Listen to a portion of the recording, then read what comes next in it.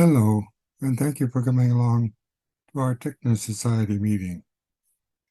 Tonight we're going to look at charts, books, maps, and prints, imagining and representing the other on a small planet. Some of you may recall that I'm an anthropologist and a historian, and I've been fascinated for years by the problem of representing the other. The other is the person or group or image of a person or group on the other side of some kind of boundary, frontier, or country. The problem has its origins well before the printed book, with the manuscript chart. A porcelain manuscript map is a good example of this kind of problem. It's hard to read at first until you get used to the symbolism of it, like this one, created in 1375 and currently in the hands of the French. Let's take a look at the detail of it here in the lower left. It's on several panels. You can blow it up with a normal photographic enlargement, but it doesn't lead to much unless you get really detailed images of it. And some of these have been made now because they're in wide circulation, and they represent something very important in African history and in European history. In fact, most recently, a book has used it as an image for its cover called Born in Blackness. Howard French uses it in order to talk about Africa, Africans, and the making of the modern world, 1471 to the Second World War. Pretty grand sweep. We're not going to cover that kind of sweep today, but we're going to look at some of the images that have started to emerge from the earliest charts. It's important to remember that a chart is not a map. Charts were designed initially to be used by mariners as navigational aids for their seagoing voyages. This explains a lot of their features and some of their limitations, as well as some of their advantages.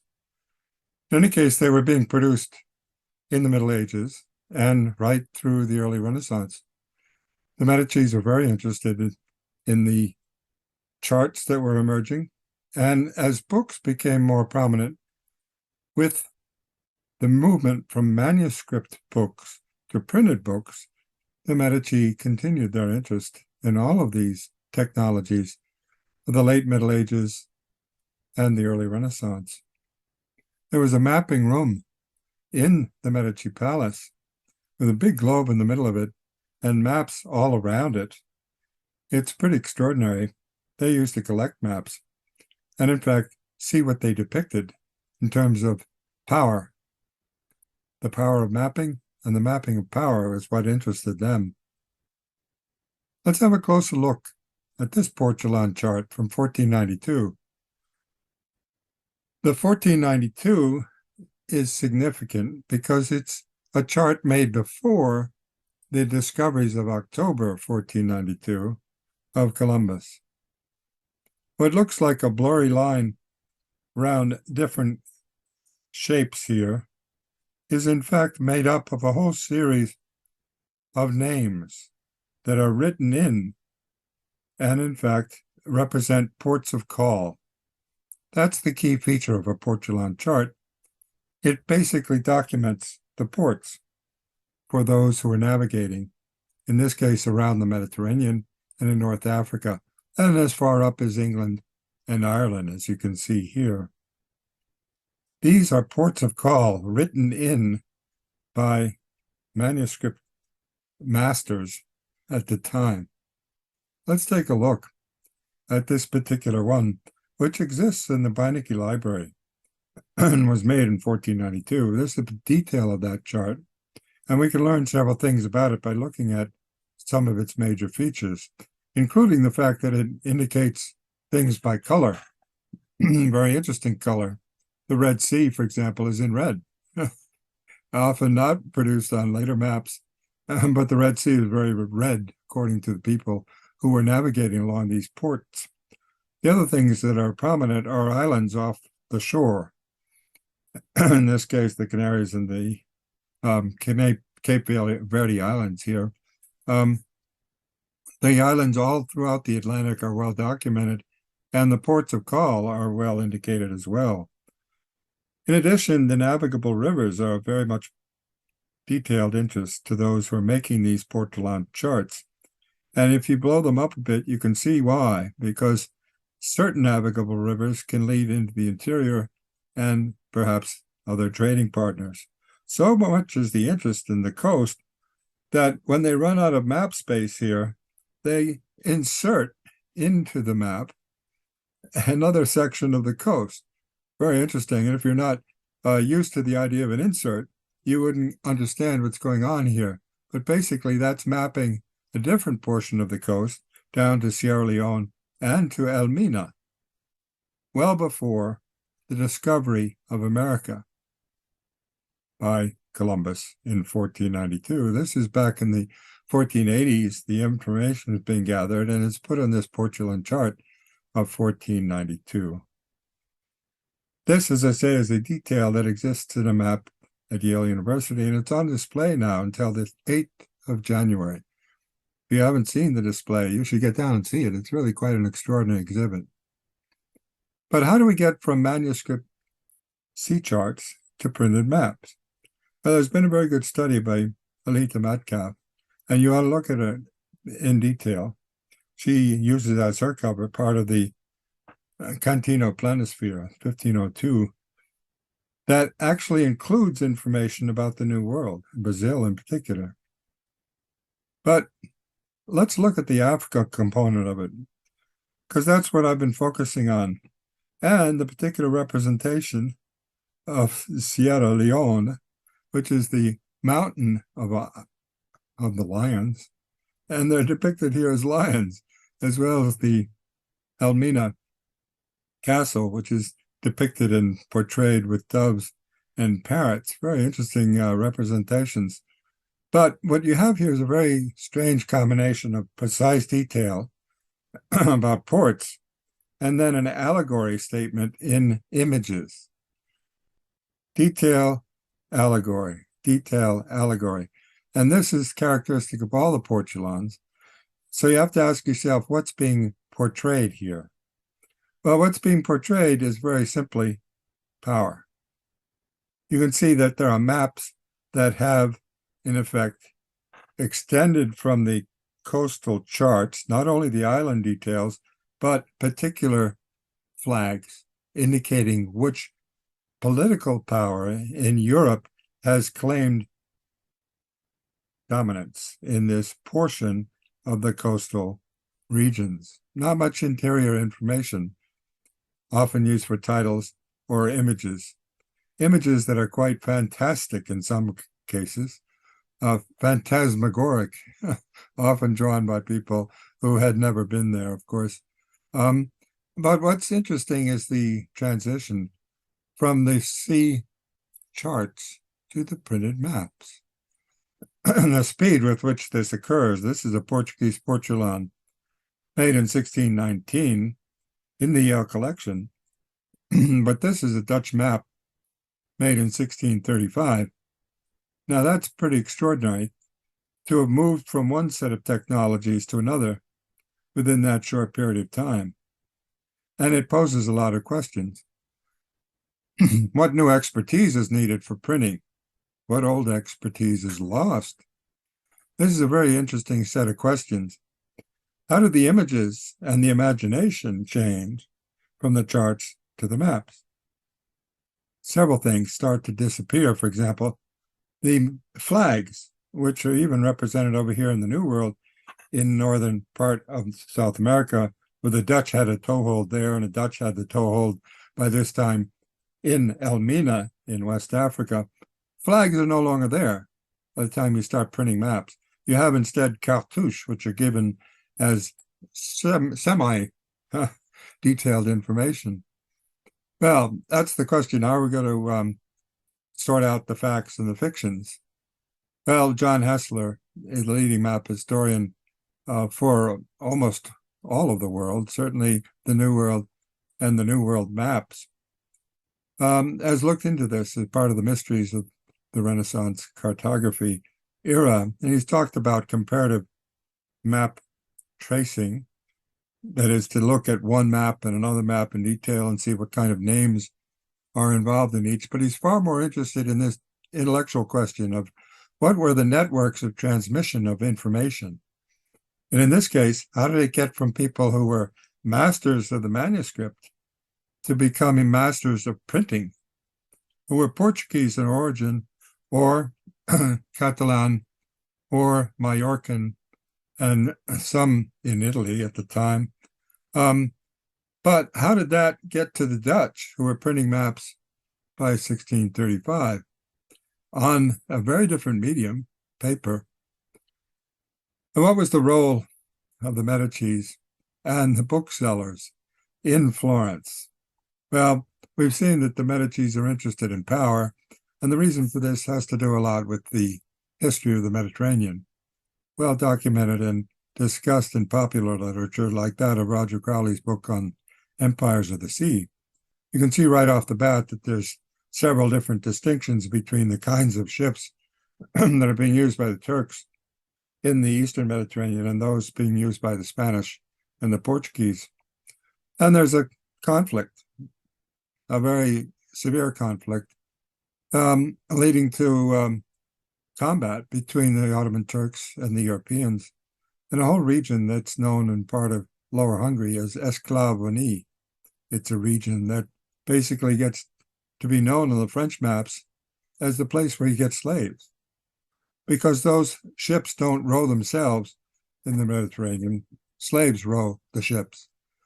In Northern Europe, however, the commerce has started to emerge around a new kind of technology and sailing expertise, and it's being adopted by companies, in fact, corporations. The first corporation in the world is the Dutch East Indian Company, which emerges as a group of merchants that pool their capital and invest in a stock exchange through shares to send fleets abroad all over the world into enclave economies, which they seek to dominate the trade very clearly and establish the maps.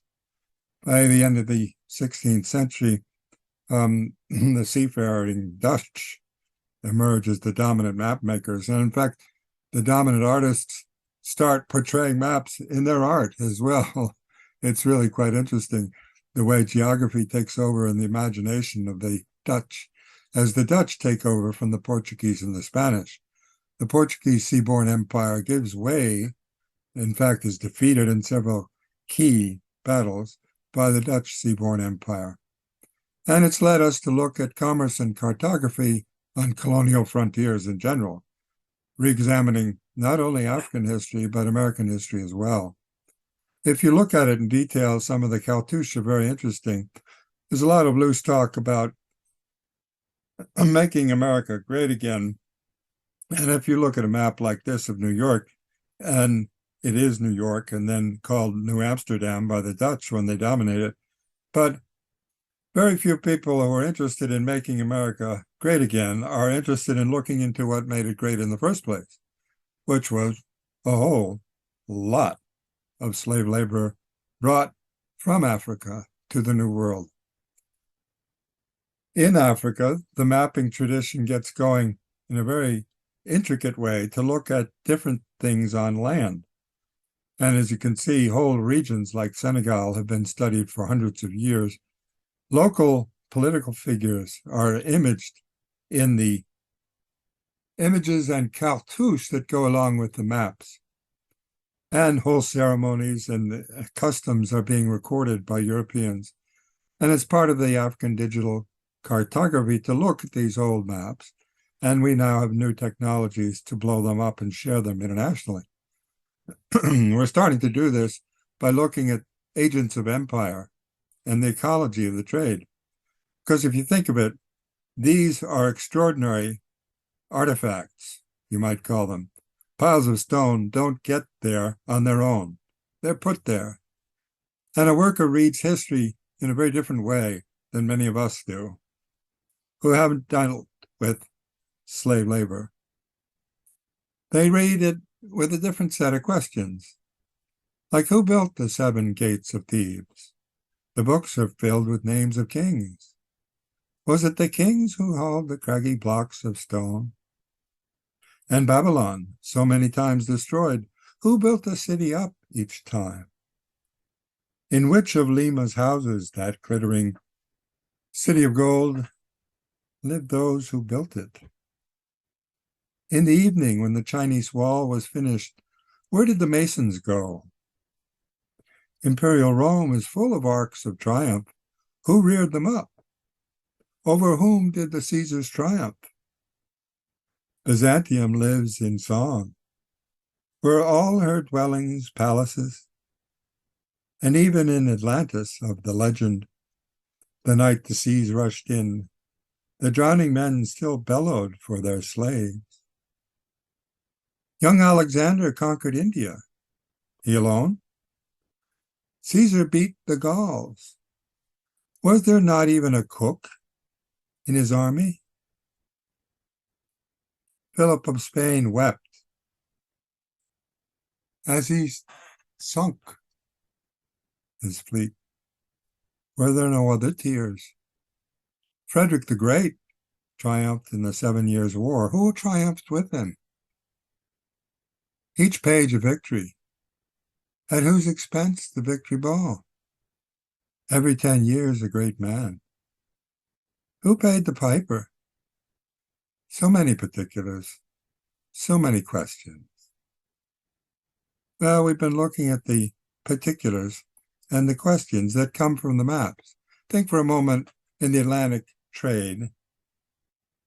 Millions of people were transported thousands of miles for hundreds of years. Was there not even a cook on board? What about the prior plantations that had to exist to produce the food for that transportation? And what about Africa's industrious revolution that made the European Industrial Revolution possible? All this is written in stone. The silent and airy eloquence of stone structures in West Africa make this very clear, and the questions abound as soon as you see images of them. Images that pour out of these books, and yet haven't been studied in detail.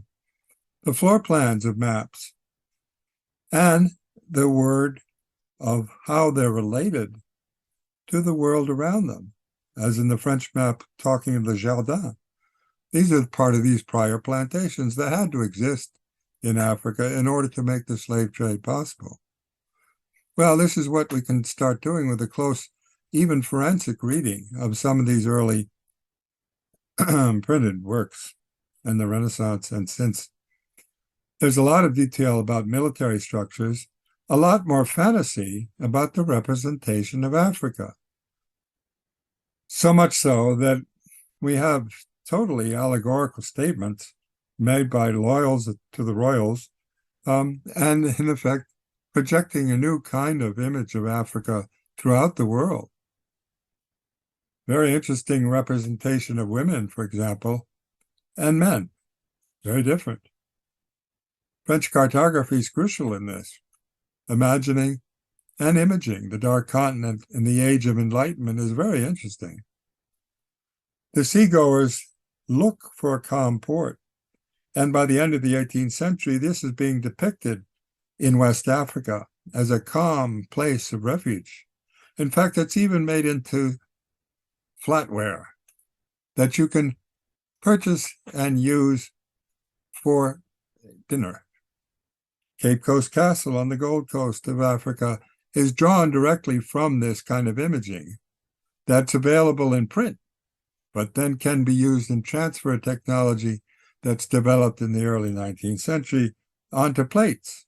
And you can see, in fact, the struggles of the American Navy here, as you can see the American flag there, at Christiansborg, as they're trying to suppress the slave trade. Buy your own dish. Have a meal from it. Roast beef, perhaps. Nowadays, of course, the Portulans are getting onto the poetry and the images of ceramics. The World Cup Prize for the imaging and representing the other on a small blue planet has been presented to the Beinecke Library. Charts, books, maps, and prints. Imagining and representing the other on a small planet. We need to develop a critical understanding of this most treasured artifact, the book. This course teaches how to judge a book by its cover and its pages, print, and other elements of design, because we need to take steps towards a forensic archaeology of this early Renaissance technology. Thank you, and to all a good night.